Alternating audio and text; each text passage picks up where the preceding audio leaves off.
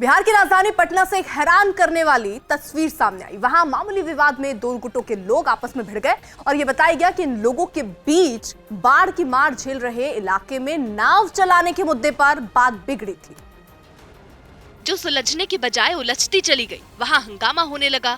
देखते ही देखते दोनों गुटों के लोगों के बीच मारपीट शुरू हो गई। नौबत ये आ गई कि वो एक दूसरे की जान लेने पर उतारू दिखे।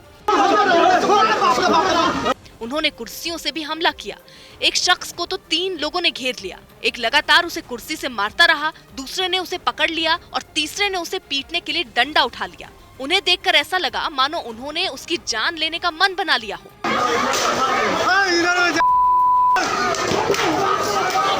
वो आदमी चीखता चिल्लाता रहा, लेकिन उन लोगों का दिल नहीं पसीजा। वो आखिरकार जमीन से उठा और जो शख्स लाठी से मार रहा था उसके हाथ को पकड़ लिया। कुछ लोगों ने भी उसे ऐसा करने से रोका, लेकिन उसके सिर से बहता खून रुकने का नाम ही नहीं ले रहा था। ऐसे में उसके सिर पर कपड़ा बांधा गया। इस बीच पुलिस की टीम भी वहां पहुंच गई। बताया गया कि इस हंगामे के दौरान 3 लोग जख्मी भी हो गए, जिन्हें बाद में अस्पताल ले जाया गया। सौगात की एक बात ये कि हम लोगों ने गांवों की राजनीति में उलझकर गुटबाजी की ऐसी दीवार खड़ी कर ली है जो तटबंध तोड़ने वाले बाढ़ से भी नहीं टूटती, जिसका नमूना पटना के पास एक गांव में दिखा, जहां बाढ़ में फंसे लोगों को बचाने के लिए अपनी मर्जी से नाव चलवाने की जिद में मौजूदा और पूर्व मुखिया के समर्थक एक दूसरे का सर फोड़ने पर उतारू हो गए। राज्यसभा में हंगामा करने वाले सांसदों पर कार्रवाई करने की तैयारी शुरू हो गई है। न्यूज 18 के अजीत सिंह की रिपोर्ट है कि राज्यसभा में 10 और 11 अगस्त को हुए हंगामे पर सरकार की तरफ से एक लिखित शिकायत दर्ज की गई। इस शिकायत में उन सांसदों के नाम हैं जिन्होंने सदन में हंगामा किया, मेज पर चढ़े और महिला मार्शल से धक्का मुक्की की। रिपोर्ट के मुताबिक शिकायत में कांग्रेस के रिपुन बोरा, प्रताप सिंह बाजवा, दीपेंद्र सिंह हुड्डा समेत 8 ऐसे सांसद हैं जिनके नाम लिखे। इसके अलावा शिवसेना सांसद प्रियंका चतुर्वेदी, आम आदमी पार्टी के संजय सिंह का नाम भी इसमें शामिल है। हालांकि जानकारी यह है कि सभापति इन सांसदों की सदस्यता खत्म करने के पक्ष में नहीं है, लेकिन इनको कड़ा मैसेज देने के लिए एक कमेटी बनाई जाएगी जिसमें विपक्ष के सांसदों को भी शामिल किया जाएगा। ये कमेटी 1 महीने के अंदर रिपोर्ट देगी, जिसके आधार पर आरोपी सांसदों के खिलाफ कार्रवाई होगी। बिहार में बाढ़ से जूझ रहे जिलों में प्रशासन ने राहत और बचाव का काम तेज कर दिया। इस काम के लिए एनडीआरएफ और एसडीआरएफ टीमों को लगाया गया, जो 24 घंटे बाढ़ में फंसे लोगों को सुरक्षित जगहों पर पहुंचाने में जुटी। जिसकी एक तस्वीर भागलपुर के नाथनगर इलाके से सामने आई। वहां बाढ़ में फंसी एक महिला और उसके नवजात बच्चे की सूचना मिलते ही एसडीआरएफ की एक टीम फौरन एक्शन में आई और वो नाव पर सवार होकर उस महिला के घर की ओर निकल पड़ी। कुछ आंगनवाड़ी सेविकाओं को भी ये टीम अपने साथ लेकर गई, ताकि अगर जरूरत पड़े तो महिला और उसके बच्चे को फौरन इलाज मुहैया कराया जा सके।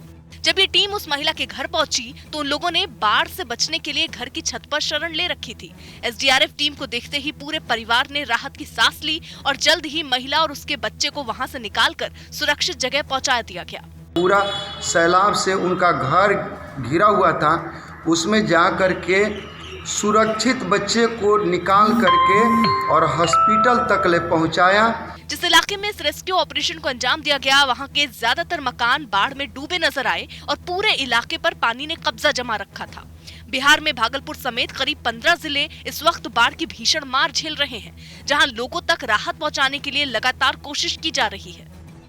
मगर कुछ इलाके ऐसे भी हैं जहां लोगों तक राहत नहीं पहुंच पाई। ऐसे में कई लोग तो जान बचाने के लिए अपने गांवों को छोड़कर सुरक्षित जगहों पर चले गए और ये सिलसिला अभी भी जारी है, क्योंकि राज्य की ज्यादातर नदियां खतरे के निशान से ऊपर बह रही हैं।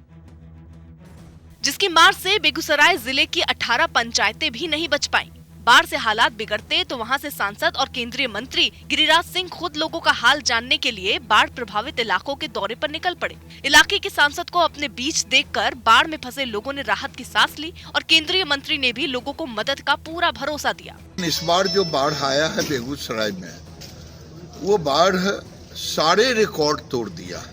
राहत टीम के साथ नाव पर सवार केंद्रीय मंत्री इसी तरह पूरे इलाके में घूम घूम कर लोगों से हालचाल पूछते दिखाई दिए। साथ ही उन्होंने उन राहत शिविरों का दौरा किया जहां बाढ़ पीड़ितों को ठहराया गया। बेगूसराय की जो पंचायतें बाढ़ से जूझ रही हैं, उनमें कुछ की हालत बहुत ज्यादा खराब नजर आई। बाढ़ के पानी ने कच्चे पक्के सभी मकानों को अपनी गिरफ्त में ले रखा था, लिहाजा जान बचाने के लिए लोग किसी तरह नाव का जुगाड़ कर सुरक्षित ठिकानों की ओर जाते नजर आए। जबकि कई परिवार तो ऐसे हैं जो अभी भी बाढ़ के बीच मकान पर पूरे परिवार के साथ जिंदगी जीने को मजबूर दिखाई दिए। कमोबेश ऐसे ही हालात मोकामा जिले में भी दिखाई दिए। वहां की उफान पर बह रही गंगा नदी ने रिहायशी इलाकों की ओर रुख किया तो लोगों की जिंदगी ही पटरी से उतर गई। घर, मकान, दुकान और नेशनल हाईवे पर पानी का कब्जा दिखा। सड़कों पर पानी भरने से गाड़ियों की रफ्तार पर भी असर पड़ा। इलाके के एक अंडरपास में तो घुटनों से ऊपर तक पानी भरा दिखाई दिया, जिसकी वजह से लोगों को काफी परेशानी का सामना करना पड़ा। सौभाग्य की एक बात यह कि बिहार के 2 दर्जन से ज्यादा जिले बाढ़ की चपेट में हैं, जिनमें 1 दर्जन जिलों में अकेले गंगा नदी ने कोहराम मचा रखा है और गंगा का जलस्तर बढ़ने से पटना को मोकामा से जोड़ने वाले नेशनल हाईवे नंबर 31 और मोकामा से फरक्का तक जाने वाले नेशनल हाईवे नंबर 80 पर कई जगह 3 फीट तक पानी बह रहा है। अफगानिस्तान पर तालिबान का कब्जा होते ही वहां पाकिस्तान के आतंकी संगठनों ने लूट मचानी शुरू कर दी। न्यूज़ 18 के आदित्य राज कौल की रिपोर्ट है कि आतंकी संगठन लश्कर-ए-तैयबा और जैश-ए-मोहम्मद के आतंकियों ने अफगानिस्तान के कई इलाकों में आम लोगों से लूटपाट शुरू कर दी। इतना ही नहीं, खबर तो ये भी है कि इन आतंकियों ने काबुल समेत कई इलाकों में अपने चेक पोस्ट बना लिए हैं। वहां से गुजरने वाले लोगों से पैसे वसूले जा रहे हैं। इससे पहले अफगानिस्तान की सेना के खिलाफ तालिबान की जंग में ये आतंकी संगठन तालिबान के साथ थे। असल में पाकिस्तान चाहता है कि ये सभी आतंकी संगठन अफगानिस्तान की जमीन से ही अपनी गतिविधियां चलाएं, ताकि एफएटीएफ में पाकिस्तान ये साबित कर सके कि उसकी जमीन पर आतंकी गतिविधियां खत्म हो चुकी हैं। इसके अलावा पाकिस्तान तालिबान के शासन वाले अफगानिस्तान की सरकार में अपना वर्चस्व भी बनाना चाहता है और उसके लिए इन आतंकी संगठनों की मदद ले रहा है। टोक्यो ओलंपिक्स में शानदार प्रदर्शन करने वाली हॉकी टीम के खिलाड़ियों का ओडिशा सरकार ने भुवनेश्वर में जोरदार स्वागत किया। पुरुषों की हॉकी टीम ने टोक्यो ओलंपिक्स में 41 साल बाद भारत के लिए मेडल जीता। वहीं महिला हॉकी टीम सेमीफाइनल तक पहुंची और जब वो टोक्यो में भारत का नाम रोशन करके भुवनेश्वर लौटे तो उनके स्वागत के लिए राज्य के खेल मंत्री और खेल सचिव एयरपोर्ट पहुंच गए। भुवनेश्वर एयरपोर्ट पर उन खिलाड़ियों के सामने ओडिशा का पारंपरिक डांस भी पेश किया गया। 2 बसों के जरिए खिलाड़ियों को होटल के लिए रवाना किया गया। उस रास्ते पर सड़क के दोनों तरफ वहां के लोग उनके स्वागत में खड़े दिखे। जिस बस से वो होटल पहुंचे उसे भी तिरंगे के रंग में सजाया गया। जगह जगह खिलाड़ियों के स्वागत में होर्डिंग्स लगे नजर आए। सौभाग्य की एक बात यह कि भारत की पुरुष और महिला हॉकी टीम की मुख्य प्रायोजक 3 साल से ओडिशा सरकार की ही है, जिसने ओलंपिक्स की तैयारी करने में दोनों टीमों की दिल खोलकर मदद की थी और वहां से इतिहास रचकर लौटे खिलाड़ियों का शानदार स्वागत भी किया, जिनकी अगवानी के लिए ओडिशा के खेल मंत्री के साथ भारतीय हॉकी टीम के पूर्व कप्तान दिलीप तिर्की भी एयरपोर्ट पहुंचे। पेगासस जासूसी मामले में केंद्र की ओर से दाखिल हलफनामे से सुप्रीम कोर्ट असंतुष्ट रहा। न्यूज़ 18 के एहतशाम खान की रिपोर्ट है कि सरकार के जवाब से नाखुश कोर्ट ने केंद्र को नोटिस जारी किया और जवाब मांगा कि क्यों ना इस मामले में निष्पक्ष जांच हो, जिस पर सरकार की ओर से कोर्ट को बताया गया कि वो इससे ज्यादा कुछ नहीं कह सकती क्योंकि ये राष्ट्रीय सुरक्षा का मामला है। जिसके बाद अदालत ने साफ किया कि सरकार का जवाब आने के बाद ही कोर्ट ये तय करेगा कि किस तरह से मामले की जांच हो और जांच कमेटी में कौन रहेगा। जबकि एक दिन पहले केंद्र सरकार ने कोर्ट को बताया कि वो मामले की जांच के लिए अपनी कमेटी बनाने को तैयार है, लेकिन याचिकाकर्ता ने सरकार की इस पेशकश को ठुकरा दिया। अब इस मामले में 10 दिन बाद सुनवाई होगी। उत्तराखंड के ऋषिकेश में कांग्रेस के कुछ कार्यकर्ताओं ने बीजेपी की जन आशीर्वाद यात्रा का विरोध किया।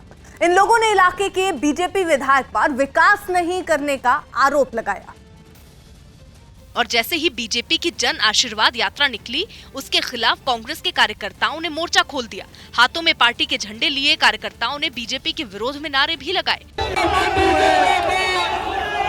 कुछ प्रदर्शनकारियों ने तो पुलिस की घेराबंदी को तोड़कर बीजेपी की इस यात्रा की तरफ बढ़ने की कोशिश भी की, लेकिन पुलिस किसी तरह हंगामा कर रहे लोगों को संभालने में कामयाब रही। इस दौरान पुलिस और प्रदर्शन में शामिल लोगों के बीच धक्का मुक्की भी हुई। केंद्रीय राज्य मंत्री अजय भट्ट की अगुवाई में हो रही इस यात्रा में कुछ लोगों ने काले झंडे भी दिखाए। ऋषिकेश विधानसभा की जनता ने तो 3 बार आशीर्वाद दिया। 15 सालों से भाजपा का विधायक है उसके बाद भी आज ये कह रहे हैं कि आशीर्वाद यात्रा।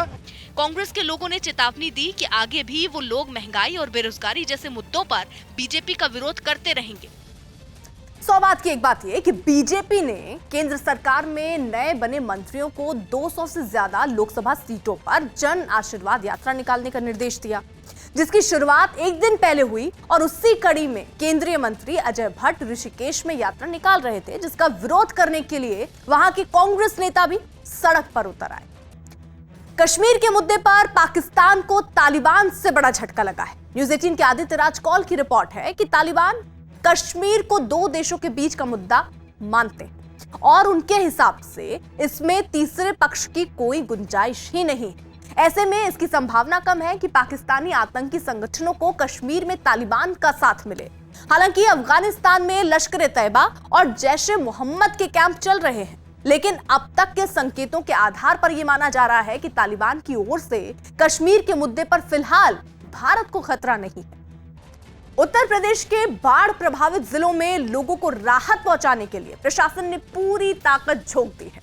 राज्य के जिन 24 जिलों में बाढ़ का कहर बरपा, वाराणसी उसमें से एक है, जहां गंगा के अलावा वरुणा नदी ने भी लोगों की मुसीबतें बढ़ा दी और करीब 100 किलोमीटर के क्षेत्र में बाढ़ का पानी घुस गया है, जिसकी वजह से एनडीआरएफ की टीम को लोगों तक पहुंचने के लिए नाव लेकर पानी में उतरना पड़ा। वाराणसी के जिन इलाकों में बाढ़ आई है, वहां जिधर देखो पानी ही पानी है। ये पानी इतना ज्यादा है कि कई मंजिलों वाले कई घर आधे डूब गए। रही बात एक मंजिला घरों की, तो उनमें रहने वालों की मुसीबतों का तो पूछना ही क्या। चारों तरफ आप देखें, अगर कैमरा पर्सन कहेंगे दिखाएं तो देखिए सारे घर लगभग 6 से 7 फुट पानी सब जगह है और ये शिवाजी नगर का पूरा इलाका आप देखते हैं जो मैदान जो दिख रहा है ये सब कुछ डूबा हुआ आपको दिखाई दे रहा है। नौबत ये आ गई कि लोग कई दिनों से घर के ऊपरी हिस्से में रह रहे हैं। मुश्किल है तो एनडीआरएफ ने उससे निकलने का रास्ता भी ढूंढ लिया। उसके जवान नाव से घर घर पहुंचे। जो लोग नीचे आ सकते थे उन्हें नीचे बुलाकर खाने पीने का सामान दिया गया और जो नहीं आ सकते थे उन्हें रस्सी में बंधी बाल्टी में सामान डालकर दिया गया। कुछ घरों की दीवारों पर तो खुद एनडीआरएफ के जवान चढ़ गए और खतरा मोल लेकर लोगों की मदद की। आप खुश है ना? तो देखिए ऊपर जो लोग रह रहे हैं वो काफी खुश हैं। देखिए घर पूरा बंद है, यहाँ कोई नहीं है, ऊपर पति पत्नी रह रहे हैं। एनडीआरएफ की टीम प्रशासन के निर्देश पर कई घंटों तक यूं ही लोगों को राहत सामग्री दे रही है। सारा का सारा काम जिला प्रशासन के निगरानी में हो रहा है और जिला प्रशासन बहुत ज्यादा ही एक्टिव है। प्रशासन इस काम में 30 नावों का इस्तेमाल कर रहा है, जिनमें राहत का सामान भरकर लोगों तक पहुंचाया जा रहा है। गंगा के अलावा यूपी में दूसरी नदियां भी कहर बरपा रही हैं, जिनमें सरयू नदी भी शामिल है और इस नदी में नेपाल से आया पानी इस कदर भरा कि बहराइच के कई इलाके इसमें डूब गए। पिछले कई दिनों से बहराइच के करीब 50 गांवों का हाल बुरा है और उन तक जाने वाले सभी रास्ते पानी में डूब चुके हैं। इन गांवों को देखकर ऐसा लगा कि लोगों ने जमीन पर नहीं बल्कि पानी के अंदर घर बनाए हैं। गांवों में आमतौर पर कई मंजिलों वाले घर नहीं होते। यही वजह रही कि बाढ़ आते ही वो डूब गए और उनका ऊपरी हिस्सा ही दिखा। रही बात उनमें रहने वाले लोगों की, तो वो भी कमर तक पानी में डूब गए। गांव का सरकारी स्कूल भी समंदर के अंदर बना नजर आया। ऊंचे ऊंचे पेड़ों तक का केवल ऊपरी हिस्सा ही दिखा। हाँ, वो लोग खुशकिस्मत रहे जिनका घर ऊपरी हिस्से में है, वरना निचले हिस्सों में रहने वाले तो दाने दाने को मोहताज हो गए। ऊंचे पे हैं थोड़े, वो तो खाना बना रहे हैं और जो बाढ़ में ज्यादा फंसे हुए हैं वो घर घर से दूसरे के लाके खाते हैं। बहराइच के 50 गांवों में रहने वाले करीब 1 लाख लोग बाढ़ से बेहाल हैं। पता चला है कि इसकी वजह से 2 बच्चों की मौत तक हो चुकी है। सौभाग्य की एक बात है कि पूर्वांचल में अब तक गंगा और यमुना नदियां कोहराम मचा रही थी, जिनके पानी का बढ़ाव तो थम गया, लेकिन गांवों में घुसा जो पानी है वो अब तक नहीं निकला है। और अब गांवों में फंसे लोगों तक राहत का सामान पहुंचाने के लिए एनडीआरएफ और प्रशासन की टीमें नाव लेकर घूम रही हैं, जबकि अयोध्या से गोरखपुर तक के इलाके में अब सैलाब का जो संकट है वो दस्तक दे चुका है, जहां नेपाल से आने वाली सरयू, राप्ती और रोहिन जैसी नदियां खतरे का निशान पार कर चुकी। राजस्थान के बारां से एक हैरान करने वाली तस्वीर आई। वहां नगर परिषद की बैठक में विपक्ष के पार्षदों ने जमकर हंगामा किया। उन्होंने नगर परिषद आयुक्त पर भ्रष्टाचार का आरोप लगाया और इसके विरोध में उन्होंने खूब हंगामा किया। बैठक की शुरुआत में ही बीजेपी के पार्षदों ने अपनी आवाज बुलंद कर दी। हंगामे के दौरान एक पार्षद अपनी जमीन से उठी और सामने रखी मेज को गिरा दिया। बस फिर क्या था, इसके बाद तो बवाल बढ़ता ही चला गया। बीजेपी के दूसरे पार्षदों ने भी मेज और कुर्सियां उठाकर फेंकनी शुरू कर दी। साथ ही हंगामा कर रहे पार्षदों ने नगर परिषद आयुक्त से इस्तीफे की मांग की। विपक्ष के पार्षदों ने आरोप लगाया कि बिना काम किए फर्जी सूची सबके सामने रखी गई। 141 कामों की झूठी सूची दी गई है। 12 नगर परिषद में कोई काम नहीं हुआ है। हंगामा बढ़ता देख आयुक्त ने 15 मिनट में ही बैठक खत्म कर दी और वहां से चले गए। सौबात की एक बात ये कि 12 नगर परिषद की इस बैठक में उप सभापति ने 48 करोड़ से ज्यादा के काम करवाए जाने का दावा किया और उस पर नगर परिषद के पार्षदों की मंजूरी के लिए उन्होंने जैसे ही लिस्ट सदन में रखी तो बीजेपी के पार्षद भड़क गए, जिनका आरोप था कि जमीन पर काम कराए बिना फर्जी लिस्ट पेश की गई है, जिस पर बवाल इतना बढ़ा कि सिर्फ 15 मिनट में बैठक खत्म करनी पड़ी। यूपी के गोंडा से हैरान करने वाली तस्वीर आई सामने, जहां जन सुनवाई के दौरान तहसीलदार के दफ्तर में घुसकर कुछ वकीलों ने जमकर हंगामा किया। ये बताया गया कि कुछ वकील तहसीलदार से मिलना चाहते थे, लेकिन जब मिलने का समय नहीं दिया गया तो वो भड़क गए और तहसीलदार के ऑफिस में घुसकर खूब हंगामा किया। सामने आई तस्वीर में कुछ वकील तहसीलदार और नायब तहसीलदार से तीखी बहस करते दिखे। कुछ देर में ही वकीलों का पारा हाई हो गया और उन लोगों ने अधिकारियों के सामने रखे टेबल को धक्का देकर गिरा दिया। इस दौरान सरकारी कागजात भी जमीन पर गिर गए। बवाल बढ़ा तो कुछ वकील तहसीलदार से भी बदसलूकी करने पर उतर आए और उन्हें धक्का देकर वहां से भगा दिया। इसके बाद तो ऐसा लगा कि उन्हें तोड़फोड़ करने की खुली छूट ही मिल गई हो। वहां रखी कुर्सियां और दूसरी चीजों को उठा कर फेंकने लगे। तहसील के अंदर काफी देर तक ये हंगामा चलता रहा। बताया गया कि इस मामले में हंगामा करने वाले लोगों पर केस दर्ज कर जांच शुरू कर दी गई है। सौबात की एक बात यह कि गोंडा में तहसीलदार से वकीलों की नाराजगी पहले से थी, जिन्होंने 1 महीने पहले तहसीलदार की अदालत में कामकाज भी बंद कर दिया था। और एक दिन पहले ही गोंडा के वकीलों ने तहसीलदार और नायब तहसीलदार के खिलाफ अपर जिलाधिकारी को ज्ञापन भी दिया था, जिसके बाद अचानक वकीलों का एक गुट तहसीलदार के ऑफिस में घुसा और हंगामा करने लगा, जिनके खिलाफ केस दर्ज हो गया है और अब पुलिस सीसीटीवी फुटेज से तोड़फोड़ करने वाले वकीलों की पहचान करने में जुटी। मुंबई में मंदिरों को खोलने की मांग पर बीजेपी ने उद्धव सरकार के खिलाफ प्रदर्शन किया। पार्टी नेता राम कदम ने राज्य में मंदिर खोलने की इजाजत नहीं देने पर नाराजगी जताई और अपने समर्थकों के साथ वो घर से सिद्धि विनायक मंदिर के लिए निकल पड़े। यहाँ पे तस्वीरें आप देखिए, राम कदम बाकायदा शिवलिंग और सिद्धि विनायक की मूर्ति के साथ यहाँ से निकल रहे हैं। दूसरी तरफ पुलिसकर्मी मौजूद है, लेकिन वहाँ मौजूद पुलिस वालों ने कोरोना नियमों का हवाला देते हुए उन्हें घर से निकलते ही हिरासत में ले लिया। इस दौरान उनके समर्थकों ने खूब नारे लगाए। इससे पहले राम कदम ने समर्थकों के साथ अपने घर पर ही पूजा की। इनमें कुछ लोगों के हाथों में कुछ पोस्टर दिखे, जिन पर उद्धव सरकार के खिलाफ नारे लिखे थे। ये हमारे श्रद्धा भावना का कब सम्मान करेगी? मंदिर के ताले क्यों नहीं खोले जाते? राम कदम ने सरकार को चेतावनी दी कि अगर जल्द से जल्द मंदिर नहीं खोले गए तो वो बड़ा आंदोलन करेंगे। सौबात की एक बात यह कि महाराष्ट्र में महामारी की वजह से मंदिरों में आम लोगों के जाने पर रोक है, जिसके खिलाफ बीजेपी के नेता 2 हफ्तों से आंदोलन कर रहे हैं और पिछले हफ्ते उन्होंने अल्टीमेटम दे दिया था कि अगर 16 अगस्त तक मंदिर नहीं खुले तो वो दिशा निर्देशों की अनदेखी करके भी मंदिर दर्शन करने जाएंगे। और उसी के तहत बीजेपी नेता राम कदम सिद्धि विनायक मंदिर रवाना हुए, जिन्हें पुलिस ने हिरासत में ले लिया।